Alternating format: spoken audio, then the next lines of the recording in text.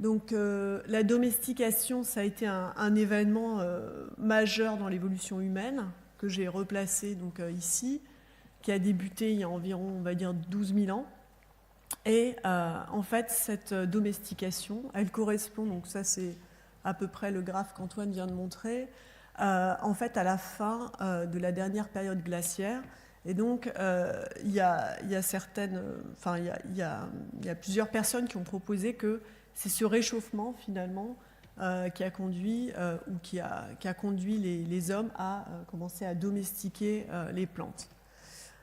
Donc cette domestication, elle a eu lieu au moment de la révolution néolithique, où on a eu donc, grâce à cette domestication, ou à cause d'eux, je ne sais pas, un remplacement des populations de chasseurs-cueilleurs par des populations d'agriculteurs, avec une sédentarisation qui a permis en fait l'expansion de populations humaines, des développements technologiques importants, la construction de villes plus importantes, et en termes sociaux, une division du travail et une stratification avec des conséquences très importantes qu'on voit actuellement donc, sur le paysage, sur l'environnement, mais aussi sur l'émergence des maladies infectieuses, puisqu'on a une plus forte densité humaine et aussi une proximité avec des animaux plus importante. Alors, des formes sauvages aux formes domestiques, ces domestications, ça correspond à une adaptation en fait, aux besoins humains. Et on a une variation phénotypique qui est très prononcée pour les espèces domestiques. Donc vous voyez ici quelques cas à la fois animaux ou végétaux. Et finalement, cette très forte variation, c'est le fruit d'une pression de sélection naturelle, mais bien sûr humaine, avec une diversification des variétés pour des usages différents. Donc la domestication en termes évolutifs, c'est un modèle qui est intéressant puisque comme l'a dit Antoine, c'est un peu une expérience d'évolution in natura à long terme. Donc on peut regarder un petit peu ce qui s'est passé, ou in vivo, puisque bien sûr il y a la pression de sélection humaine. Donc c'est une expérience d'évolution sur plusieurs milliers d'années. Et bien souvent, les formes sauvages persistent dans les habitats naturels. Donc en fait, on peut comparer les formes sauvages aux formes domestiques actuelles. Et on dispose de données archéologiques, parfois donc d'ADN ancien, et également d'importants outils génomiques pour des espèces qui ont souvent une importance économique qui fait qu'on a effectivement d'importants outils génomiques. Alors, ces domestications posent beaucoup de questions. Il y a des questions qui sont plus spécifiques à chacune des espèces, comme par exemple, quelle est l'origine d'une espèce donnée, son histoire, sa diversification, quel a été l'impact de la domestication sur le niveau et la structuration de la diversité génétique, quel a été éventuellement le rôle des flux de gènes entre les formes sauvages et cultivées. Mais on peut aussi poser des questions un peu plus générales et peut-être qui ont des réponses un peu plus globales, interespèces. Par exemple, on peut se poser la question de savoir si la domestication en général se déroule à partir de nouvelles mutations ou plutôt de mutations déjà présentes dans les formes sauvages. Quels sont les effets des mutations? Est-ce que c'est plutôt des mutations à effet fort impliquant quelques locus ou au contraire une multitude de locus qui sont impliqués avec des effets relativement faibles? Et on peut se demander quels sont les gènes de domestication. Est-ce que c'est plutôt des gènes qui affectent la structure d'une protéine, ou plutôt des gènes type mastermind qui sont en fait des gènes de régulation dont la modulation de l'expression affecte tout un panel de gènes dans le réseau. Et on peut bien sûr se poser la question de la nature des mutations causales. Est-ce que c'est plutôt des mutations dans du codant, dans du non-codant, par exemple? Alors là, j'ai adapté une figure d'un article de Larson avec les différents centres et époques de domestication. Donc j'ai mis ici différents noms d'espèces que vous connaissez. Et on a différentes dates. Donc on a la période Holocène précoce, on va dire de 12 000 à 8 200 ans, et puis l'Holocène, moyenne Holocène un peu plus tardif, entre 8 200 et 4 200 ans. Et ce que vous voyez, c'est que quand on regarde l'histoire des domestications, ça ne s'est pas produit de façon uniforme sur le globe, mais dans des régions finalement assez peu nombreuses, avec des régions très importantes, comme c'est le cas du croissant fertile ici, des domestications de l'orge, du blé, du pois et d'autres encore, un centre très important mésoaméricain, un centre américain également, un centre africain, mais par exemple, on n'a quasiment aucune domestication en Europe, extrêmement peu sur le continent nord-américain. Donc c'est finalement une organisation qui n'est pas du tout uniforme.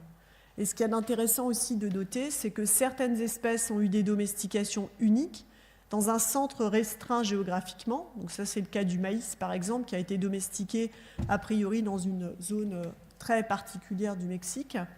On a au contraire des domestications toujours uniques, mais beaucoup plus diffuses, comme c'est le cas du mil, ici en Afrique, qui aurait été domestiqué dans une aire géographique relativement large. Et puis, on a certaines espèces qui ont eu non pas des domestications uniques, mais des domestications multiples, comme c'est le cas du haricot ici, qui aurait été domestiqué à la fois ici au Mexique, également en Amérique du Sud. C'est également le cas des riz asiatiques ici. Et puis, on a pu avoir aussi des domestications à partir de différentes espèces sauvages. Donc, vous voyez qu'il y a un riz africain ici, qui a été domestiqué à partir d'une espèce sauvage complètement différente de celle qui a donné ici les riz asiatiques. Et puis, on a aussi des espèces qui ont été domestiquées. Il semblerait qu'on ait plusieurs contributeurs sauvages pour une seule espèce domestiquée, comme c'est le cas de l'orge ici. Alors, les caractères de domestication, on les classifie souvent dans trois groupes. Les caractères qui sont liés au rendement. Il s'agit notamment des caractères qui sont liés à la rétention des organes récoltés. Donc, par exemple, là, je vous ai illustré un exemple chez la pomme de terre, où on a un raccourcissement des stolons qui fait que les pommes de terre dans la forme domestique sont beaucoup plus proches de la plante. Donc, on a aussi tout ce qui est rétention des grains, par exemple, chez les céréales sur l'épi. Et puis, on a aussi une augmentation des organes récoltés. Donc là, c'est un exemple assez célèbre sur la tomate, forme sauvage, forme domestique. Ensuite, on a les caractères de domestication qui sont liés à la facilité de culture, tels que la perte partielle de dormance, qui permet une synchronicité de la germination, et une réduction de tallage observée ici chez le millet. Vous voyez que la forme sauvage a de nombreux talles et un seul tall unique ici chez la forme domestique. On a aussi des caractères de domestication qui sont liés aux usages alimentaires, avec par exemple une réduction des défenses chimiques, donc ça c'est le cas connu de l'amandier dont la forme sauvage est toxique, une réduction des ornementations, donc par exemple chez le maïs, ici on a un grain qui est totalement encerclé par une cupule extrêmement rigide dans la forme sauvage, la théocinthe, et le grain est nu ici chez le maïs. On a aussi des changements de couleur des grains que je n'ai pas illustrés ici, mais la forme sauvage a souvent des grains beaucoup plus sombres que les formes cultivées. Alors ensuite, on peut se poser la question du tempo de la domestication. Donc on est passé ces dernières années à une vision quasi instantanée de la domestication, à une vision beaucoup plus graduelle de la domestication, et notamment pour les espèces, donc ici comme le riz. Donc vous voyez que par microscopie à balayage, on peut distinguer la forme sauvage avec une cassure bien nette ici au niveau de la zone d'abscission, qui fait que le riz, chez la forme sauvage, le grain tombe à maturité, alors qu'on n'a plus cette zone ici. Ça, c'est dans la forme domestique et le grain reste attaché à l'épi. Et donc, grâce à ce genre de technique, on peut aller regarder, donc ici, c'est des travaux d'Orient Fuller, dans des sites, par exemple, archéologiques chinois, où on peut séparer la forme sauvage et des formes domestiques. Et ce qu'on voit, c'est qu'on a une augmentation très graduelle des formes domestiques au profit des formes sauvages.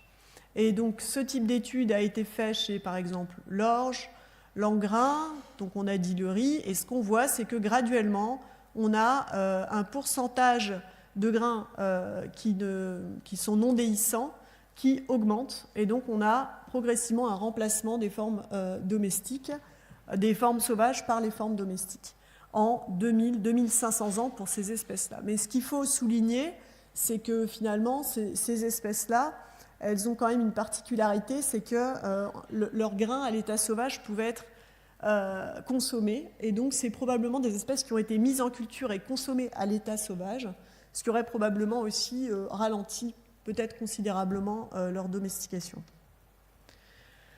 Alors, de quoi dépend le tempo, justement? Donc, le tempo, il va dépendre des pratiques agricoles. Donc, par exemple, si on a des espèces dont on peut consommer les grains sauvages, on peut éventuellement les récolter, on peut récolter des grains immatures, et dans ce cas-là, on ne va pas sélectionner pour la non-caducité.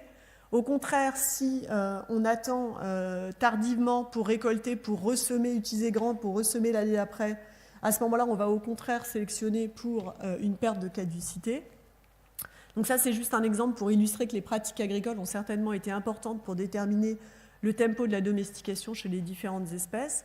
On a aussi des traits d'histoire de vie qui jouent beaucoup, notamment les plantes annuelles et les plantes pérennes ont probablement eu des histoires bien différentes, puisque chez les arbres notamment, on a de la propagation de mutations clonales et on a des phases juvéniles qui sont beaucoup plus longues. Ensuite, on a bien sûr le mode de reproduction qui influence ce tempo, avec des autogames d'un côté et des allogames de l'autre. Et là, je vous ai repris les résultats d'une étude de Glemin et Ronfort en 2012, où on a ici le temps nécessaire à l'adaptation, ici donc en milliers d'années, le taux d'autogamie. Et ce que vous voyez, c'est que selon le degré de dominance d'une mutation favorable, on peut avoir, lorsqu'on a un taux d'autogamie très, très faible, on peut avoir une adaptation qui est beaucoup plus lente. Donc finalement, l'autogamie favoriserait, en tout cas accélérerait éventuellement la domestication. Donc là, j'en viens à une synthèse qui a été faite par Deppenwolf en 2012 et qui pose, à mon avis, une question assez intéressante, un peu dans la diapo que je viens de vous montrer, qui est déjà proposée dans la diapo que je viens de vous montrer, à savoir, est-ce que finalement l'isolement reproducteur et le mode de reproduction, est-ce que ce n'est pas finalement aussi des caractères de domestication? Et donc ça, c'est une méta-analyse qui a été faite sur 32 couples de formes sauvages et domestiques. Et on a ici, ils ont regardé l'isolement reproducteur et le mode de reproduction. Donc pour l'isolement reproducteur, pour ces 32 couples, ils ont regardé en fait s'il n'y avait pas de réduction de la valeur sélective de l'hybride ici. Donc ça, c'est pour le pourcentage de cas. Donc environ 60% des espèces ne présentent pas de réduction de la valeur sélective de l'hybride. Il y a quelques pourcents qui ont une réduction post-hybride F1. Il y en a à peu près 30% qui ont une réduction au niveau de l'hybride F1. Et il y a certaines espèces dont les formes sauvages et domestiques ne peuvent pas produire d'hybride ou, disons, très peu d'hybrides. Donc on a clairement ici des évidences pour des barrières post-digotiques avec une baisse de valeur sélective des hybrides dans pas mal de cas. Alors ce qu'il faut savoir aussi, c'est que parfois, cette baisse de valeur sélective chez des hybrides s'explique par des différences de niveau de ploïdie entre la forme sauvage et la forme cultivée. Mais ce n'est pas tous les cas ici de réduction de valeur sélective. Alors concernant le mode de reproduction, c'est intéressant de noter que la plupart 35% des espèces domestiques sont en fait des autogames, et c'est plus que ce qu'on observe en général chez les angiospermes, qui est plutôt aux alentours de 20%. Donc il semblerait que l'autogamie ait quand même favorisé le fait qu'une espèce ait pu être domestiquée. On a de rares cas de transition, c'est-à-dire de complète transition, à savoir la forme sauvage allogame qui se serait transformée en forme domestique autogame. Ça, en fait, ça n'arrive pas. Mais globalement, le taux d'autogamie est plus élevé pour la forme cultivée que la forme sauvage. Donc c'est ce qu'on observe ici. Plus fort taux d'autogamie chez le cultivé, un peu plus de 20%. Et là, c'est les deux allogames, et là, c'est les deux autogames, et là, les deux mixtes. Donc globalement, à la fois l'isolement le reproducteur et le mode de reproduction permettent donc le mode de reproduction autogame permettent un maintien de l'intégrité de la forme cultivée en limitant les flux de gènes avec les formes sauvages. Alors, on peut aussi avoir une influence sur le développement et la taille des organes quand on a des différences de niveau de ploïdie. Il y a de rares transitions vers l'autogamie, mais il y a plus d'autogames pour les espèces domestiquées. Donc peut-être finalement que l'autogamie peut être vue quand même comme une sorte de préadaptation à la domestication. Alors ensuite, je voulais vous présenter un petit peu ce qui a été fait sur les déterminants génétiques de la domestication. Donc il y a deux types d'approches pour identifier en fait des gènes qui ont contribué à la domestication. soit des approches dites de top-down, on va du phénotype vers les signatures de la sélection. Donc en gros, on fait de la cartographie de QTL en croisant des formes sauvages, des formes domestiques, et puis ensuite on fait du clonage de QTL ou éventuellement complété par une approche gène candidat. Ou bien on fait l'inverse, on fait des scans génomiques, à savoir on scanne le génome avec des millions de SNP, on essaye de rechercher des signatures de sélection entre formes sauvages, enfin des choses qui auraient été sélectionnées chez la forme domestique et pas chez le sauvage. Et à ce moment-là, on se retrouve avec des candidats, mais souvent on ne connaît pas bien le phénotype. Donc en fait, la plupart, ou même presque tous les gènes de domestication connus ont été identifiés grâce à une approche plutôt de type top-down. Donc là, je vous montre un exemple qui est très célèbre chez le maïs, donc je m'excuse là pour le biais. Donc chez le maïs, l'équipe de John Dobley a beaucoup travaillé sur la domestication. Donc là, ils ont croisé des théocyntes avec des maïs. Ils ont fait une étude de QTL qui a permis de mettre en évidence qu'il y avait un QTL sur le chromosome 1 qui avait un effet très important sur plusieurs caractères, et notamment des caractères d'architecture, avec une architecture, notamment sur l'architecture, donc notamment le nombre de thalles ici chez les plantes, chez les croisements maïs-théocyntes. Et en fait, ils ont cloné ce QTL par transposon tagging, et ensuite ils ont fait donc une étude d'évolution moléculaire en regardant la diversité nucléotidique à ce gène qui sous-tend ce QTL, qui s'appelle donc TB1. Et donc ce qu'on voit ici, c'est la diversité d'une collection de maïs le long du gène, dans la région 5' UTR, et ensuite bien en amont du gène. Donc ça, c'est en orange. Et en noir, on voit la diversité nucléotidique chez la théocynte. Et ce qu'on voit ici, c'est que dans le gène, il n'y a pas de grosse différence. Dans la région 5' UTR, on a très peu de diversité chez le maïs et beaucoup plus chez la théocynte. Donc ça, c'est la signature qui se prolonge ici jusqu'à 60 kb en amont du gène de ce qu'on appelle un balayage sélectif. On a une sélection d'un allèle domestique favorable qui est très forte et qui va être fixée chez quasiment tous les maïs domestiques, alors qu'on a un maintien de diversité chez la théocynte.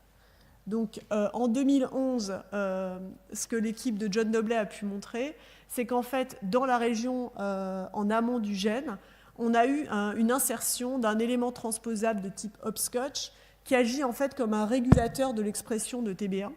Donc c'est ce qu'on voit ici. Ici, on a des constructions. Et quand on a l'insertion de l'élément hopscotch, on a une expression beaucoup plus importante du gène TB1 que quand on n'a pas l'insertion de cet élément. Et la surexpression en fait, du gène TB1, ce qu'ils ont pu montrer, c'est que ça réprime la croissance des méristèmes axillaires. Donc on a une plante qui finalement est relativement monotale, avec beaucoup moins de thalles. Alors ça, c'est un tableau que je ne vous demande pas vraiment de lire, parce qu'il est illisible. Mais en gros, c'est une synthèse qu'on a fait pour l'article de tous les gènes de domestication connus pour le moment chez les plants. Donc il y a différentes espèces, le chou, le soja, l'orge, le riz, le haricot, etc. Et la tomate, et voilà, on a donc beaucoup de maïs.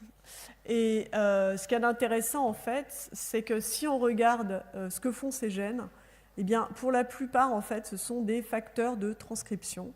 Donc, les gènes de domestication seraient donc, en tout cas pour ceux qui ont été clonés pour le moment, en majorité des gènes de type mastermind qui régulent des réseaux. Et donc, d'ailleurs, c'est une question, je pense, intéressante. Ça, c'est une étude qui a été publiée en 2012, où, en fait, ils regardent l'effet de la domestication sur les réseaux gènes. Donc, non plus considérer gène à gène quel a été le gène sélectionné, mais plutôt le gène dans son réseau. Donc là, on a un candidat à la domestication, c'est-à-dire un gène qui est différentiellement exprimé entre théocynte et maïs et qui a des marques de sélection. Et il est rouge, là. Et tout autour, ce gène, finalement, il est dans un réseau. Et ce qu'on voit, c'est que ce réseau de coexpression, il est finalement assez différent chez la théocynte, où il a une beaucoup plus forte connectivité que chez le maïs.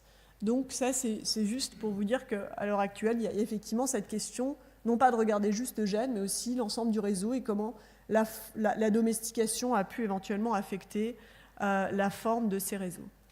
Alors bien sûr, il y a aussi un coût associé aux différentes domestications, et ce coût, il est souvent retrouvé sous la forme d'un goulot d'étranglement. Donc, c'est-à-dire que, donc, par exemple, si on prend ici l'exemple des théocyntes, on a une certaine diversité nucléotidique, et en fait, les hommes ont domestiqué les plantes à partir d'un pool relativement restreint de plantes sauvages. Donc, automatiquement, on perd une certaine diversité allélique, et donc c'est ce qu'on appelle un goulot d'étranglement. Donc ça pose des questions éventuellement sur, effectivement, est-ce que les formes sauvages des formes domestiques actuelles ne sont pas un très bon réservoir de diversité allélique qui n'a pas été bien exploité dans les formes domestiques.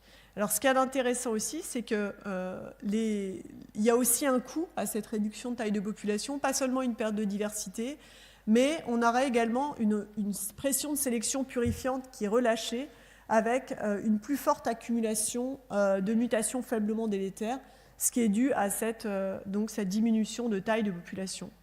Donc ça, c'est ce qu'on observe, c'est un article qui a été très récent, qui a été publié par l'équipe de Ross-Ibarra, où on a le ratio de la diversité sur la diversité neutre. Et en bleu, vous avez les théocyntes, en rouge, vous avez les maïs, et là, vous avez la distance aux gènes. Donc la sélection purifiante, elle est observée souvent dans les gènes, et ce qu'on voit ici, c'est que le ratio de diversité sur diversité neutre est plus faible chez la théocynte. Donc la sélection purifiante, finalement, marche mieux chez la théocynte que chez le maïs, et puis plus on s'éloigne des gènes, plus ce ratio atteint 1, puisqu'en fait, on n'a plus de toute la diversité, entre guillemets, neutre, il n'y a plus de gènes. Donc ça, c'est ce qu'on appelle un peu un fardeau génétique, qui est lié à cette réduction de taille de population. Alors, chez le maïs, c'est d'environ 20%, mais chez la plupart des espèces, on a quand même cette réduction de taille de population. Ce n'est pas du tout spécifique au maïs. Et chez le blé, il y a des estimations qui vont même jusqu'à 80% de perte de diversité génétique. Donc, en fait, chez le maïs, c'est un goulot plutôt assez modéré. Donc, je voulais juste terminer l'exposé par une question qui avait été posée par Jared Diamond en 2002, qui était, je pense, très bien posée et très bien illustrée ici. C'était finalement, qu'est-ce qui prédispose une espèce à la domestication? Donc là, il avait mis des couples d'espèces apparentées, et à chaque fois, on avait une forme qui avait pu être domestiquée, par exemple le cheval, et à côté, le zèbre, qui finalement n'a jamais été domestiqué. Donc chez les plantes, c'est pareil. L'amande a pu être domestiquée, mais le chêne n'a jamais pu être domestiqué. Donc se pose la question de pourquoi certaines espèces semblent-elles plus prédisposées à la domestication que d'autres. Donc là, je voulais juste, c'est un peu le résultat de différentes réflexions. Donc quels sont les facteurs finalement qui prédisposeraient certaines espèces à être domestiquées? Peut-être la valeur nutritionnelle des formes sauvages. Donc déjà, si la forme sauvage est intéressante, c'est peut-être un bon point. Ensuite, il y a tout ce qui est transmission culturelle. Donc, effectivement, s'il y a des espèces qui ont pu participer à des rites et des choses comme ça, peut-être qu'elles ont été plus facilement domestiquées. On a vu, il y a le mode de reproduction. Donc, l'autogamie aurait été favorable pour la domestication. Ensuite, il y a il y a la diversité inhérente aux formes sauvages, le réservoir d'allèles existants, parce que ça prend forcément plus de temps de domestiquer si on doit attendre des mutations nouvelles que si finalement elles préexistent, même à l'état faiblement délétère, même en très faible fréquence dans les formes sauvages, mais si elles préexistent déjà, c'est probablement un point positif aussi pour la domestication. Et puis enfin, il y a tout ce qui tourne autour du déterminisme du caractère. Donc si par exemple on a des larges effets de mutation, c'est probablement aussi favorable pour la domestication. L'absence d'épistasie. Donc là, j'entends par épistasie l'expression phénotypique d'un allèle qui dépend de la composition génétique à d'autres locus. Ensuite, on observe que les gènes de domestication ont souvent des effets pléiotropes, donc c'est des facteurs de transcription qui souvent affectent un grand nombre de caractères, et ça semble aussi avoir été assez favorable. Et puis, il y a des travaux récents que je trouve particulièrement intéressants sur la plasticité phénotypique, et qui finalement suggèrent peut-être que que les formes sauvages auraient finalement une plus forte plasticité, donc elles pourraient exprimer un plus grand nombre de phénotypes en fait dans les différents environnements, et peut-être ça aurait pu permettre de repérer des phénotypes intéressants. Et là, il y a des... Et alors, ce qu'il y a d'intéressant, c'est que la question est un peu ouverte. Est-ce que cette plasticité phénotypique, finalement, est plus importante dans les formes sauvages que dans les formes domestiques? Et ça, c'est important parce que, notamment pour les changements climatiques, la plasticité phénotypique, ça peut être une réponse au moins temporaire au changement climatique. Et donc, si finalement, il y a moins de plasticité chez les formes domestiques et plus chez les sauvages, il y a peut-être moyen de récupérer des allèles intéressants qui confèrent une plus grande plasticité dans les espèces domestiques. Donc ça, c'est pas tout à fait lié, mais un petit peu quand même. C'est les travaux de Dolores Piperno qui a finalement fait pousser des théocyntes dans leur environnement, dans une atmosphère qui mime les conditions au moment de la domestication, avec des températures plus froides et moins de CO2. Et ce qu'il y a d'étonnant, en fait, c'est qu'on voit ici que les théocyntes ont un phénotype qui ressemble beaucoup plus au maïs, avec plutôt monotale, et des épis femelles plus développés ici. Et donc, ça, je trouvais que c'était aussi intéressant, c'est-à-dire de montrer que alors, elle a fait la même chose avec des maïs, et les maïs, ça ne fait pas du tout pareil. C'est-à-dire quand on les change d'atmosphère, finalement, ça ne change pas grand-chose. Ça produit moins parce qu'il y a moins de CO2, mais ça ne change pas énormément. Donc c'est intéressant, cette capacité plastique des formes sauvages, et je pense que là, c'est une question assez brûlante en ce moment. Voilà, donc je voulais terminer en remerciant Natalia Martinez-Ainsworth, qui est actuellement en thèse avec moi au Moulon, et qui m'a aidé donc, à écrire l'article. Et puis les membres de mon équipe, et en particulier Domenica Manicacci, avec qui je discute relativement souvent de ces questions de domestication. Voilà.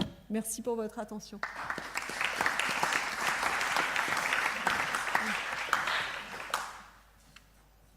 Nous avons le temps de prendre une question. Oui, André.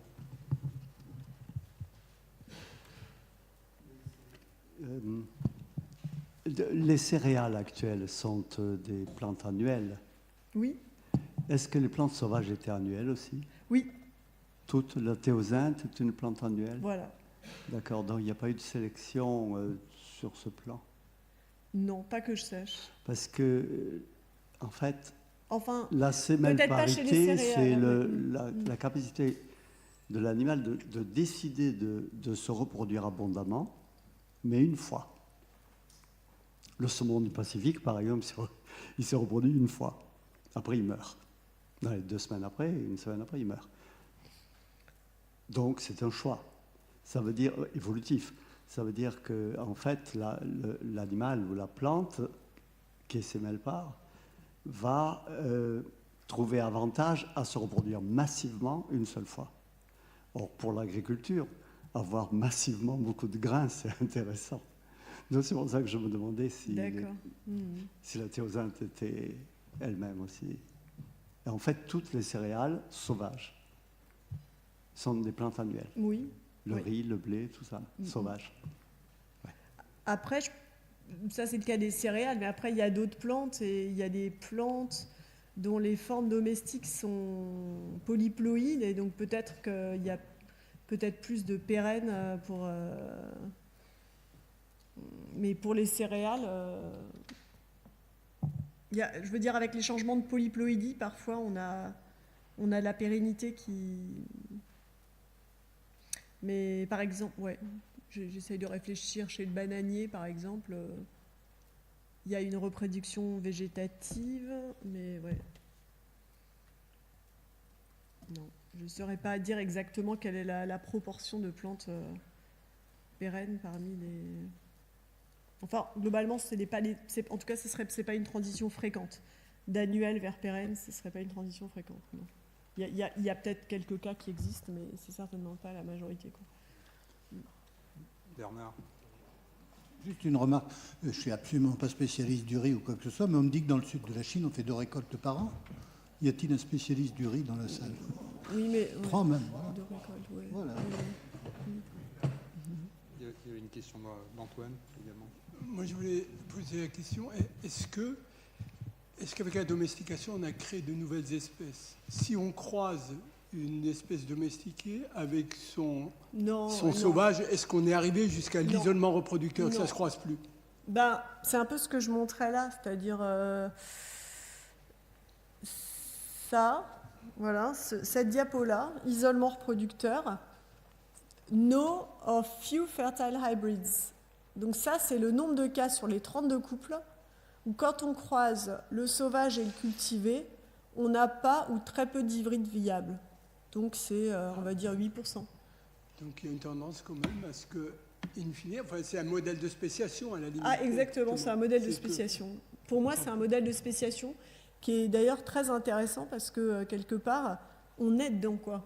La spéciation, elle n'est pas terminée. C'est-à-dire qu'il y a des modèles de spéciation, finalement, la spéciation elle est terminée depuis longtemps. Donc quand on regarde les différences, on a un tas de choses qu'on trouve qui sont peut-être pas liées à la spéciation, qui sont peut-être des effets collatéraux, quoi. Mais là, la domestication, à mon avis, on est en plein dedans. Donc je pense que c'est un modèle très pertinent et qui devrait être plus étudié de ce point de vue-là, en fait.